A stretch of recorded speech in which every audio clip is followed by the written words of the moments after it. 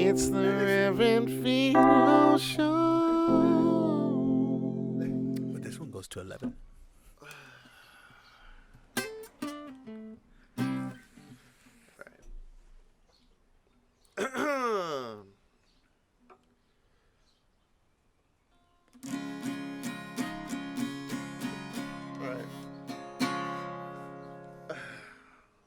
This is called Drug Dealers.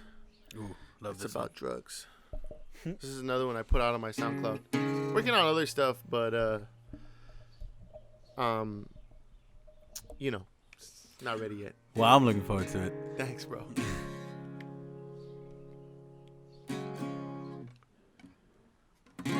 Drug dealers are friendly. They're not your friend. Drug dealers are friendly. They're not your friend. They'll take your money and they'll take your soul. Make you forget just how to get back home. Who you become, well, you just don't know.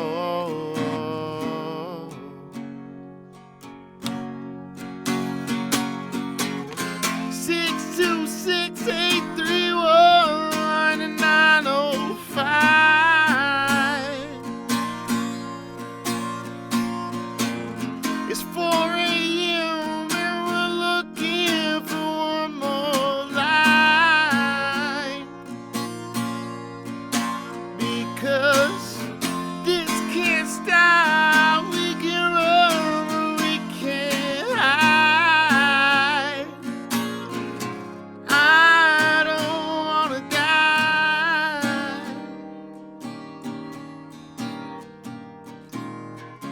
Drug dealers are friendly.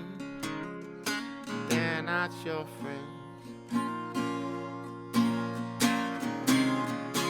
Drug dealers are friendly. They're not your friends. They'll take your money and they'll take your soul. Make you forget just how to get back home.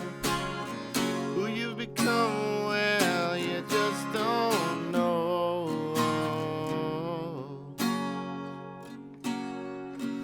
You just don't know.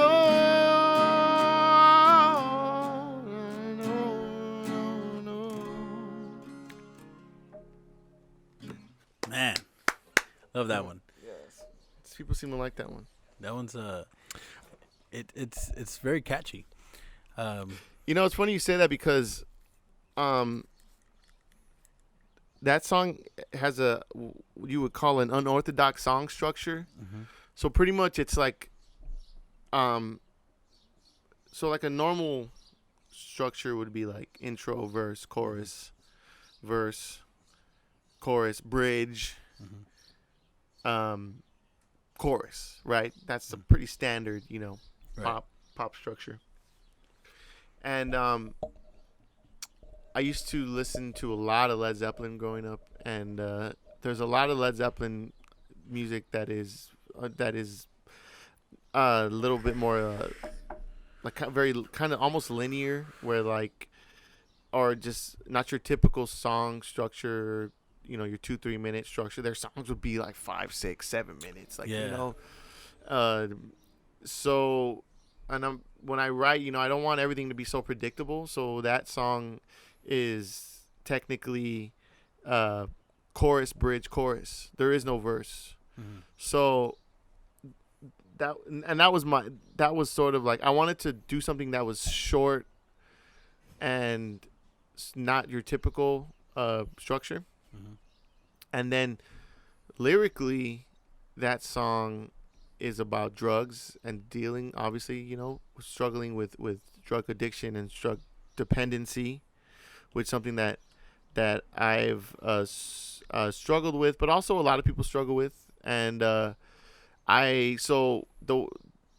my idea was, the first part is I wanted it to be almost like a mantra Mm-hmm. to where anyone can sort of relate to it. Right. And so I wanted it to be like almost cliche, like a chant or a Yeah. mantra, but then I wanted the middle part to get very serious and again very specific to my own situation. Mm-hmm. And then again to come into the mantra and almost like a sing along, you know what I'm saying? Yeah, well, it definitely has that, or you can like, Yeah. even sometimes, like, since you put it out on SoundCloud, Uh-huh. sometimes I'll kind of like hum it to myself. You know what? I'm gonna put that shit Yeah. on right now. And the funny thing is, again, the middle part, which was supposed to be very specific, Uh-huh. became the most relatable part. To Mhm. seems to some people, where it's like the 626-831-905, right? Mhm. That's a phone number, right? Mhm. I used to have a number. I've had many numbers of drug dealers, but I had one specific number that I always use, and I started to look at these sequence of numbers as like I just used to think to myself, this is a destructive phone number. This is a very this is a dangerous number, and it's just numbers. Yeah. You know what I'm saying? And It's almost like the self-destruct code. yeah, it is. And I just said, you know what? So really is that whole middle part is my what is my was kind of like my thought process Mm-hmm. of 62 dialing the number, already being high but needing more. Mm-hmm. And then the last lyric is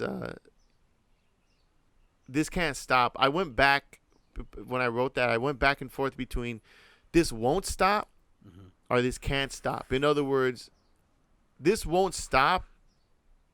It's beyond my control. Mm-hmm. It won't stop. I can't control it anymore. Mm-hmm. Or this can't stop. In other words, I'm allowing this to go on. Am I in control or am I not? Yeah. And I decided that I am in control and I'm allowing it to happen because I know deep down I have the ability to get a hold of it. Yeah, it's crazy. It's almost like your own rehab. Exactly. Yeah. And so I decided to go with this can't stop because ultimately I'm the one putting the drugs in my body, and I'm the, I could blame it on the phone number, I could blame it on the deal, but ultimately it's my fault. Mm-hmm. And then the last part, I don't want to die, is why am I doing this to myself? Do I want to die? Yeah, I honestly, don't want to for- die. For me, that is the strongest part of the song. Yeah, Mhm. and because it feels like it's all like it's a good. It's almost like a sad but good feeling song because you're understanding why. it's a cry for help. Yeah. It's me telling myself yeah, I don't want to die. yeah, So why am I doing this? Yeah.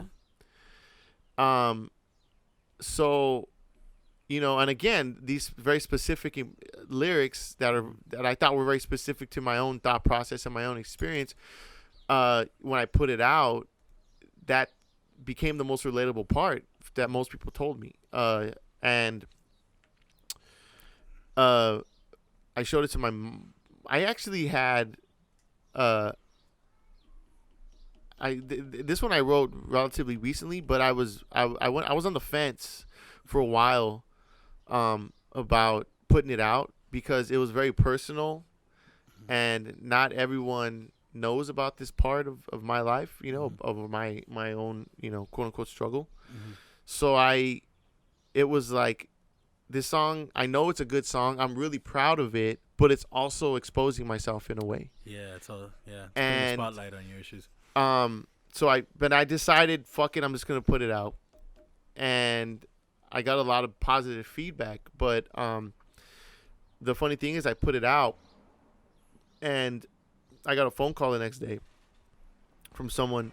I won't say who it is, but I got a phone call from them, Mm-hmm. someone who I'm very close with, who Right. and they called me kind of randomly, and I remember I was sleeping, and they called me in the morning. So I'm like, this is my phone goes out. I pick up the phone, and I was like, hello, and they're like, hey, what's up? And hello, hey, what's up? What's going on? Hey, what are you doing? This they were kind of like small talking. Yeah, I started getting kind of annoyed. I was like, what the fuck? Like, man, I'm fucking sleeping. What the fuck do you want? And then they started crying, and Oh they said, shit.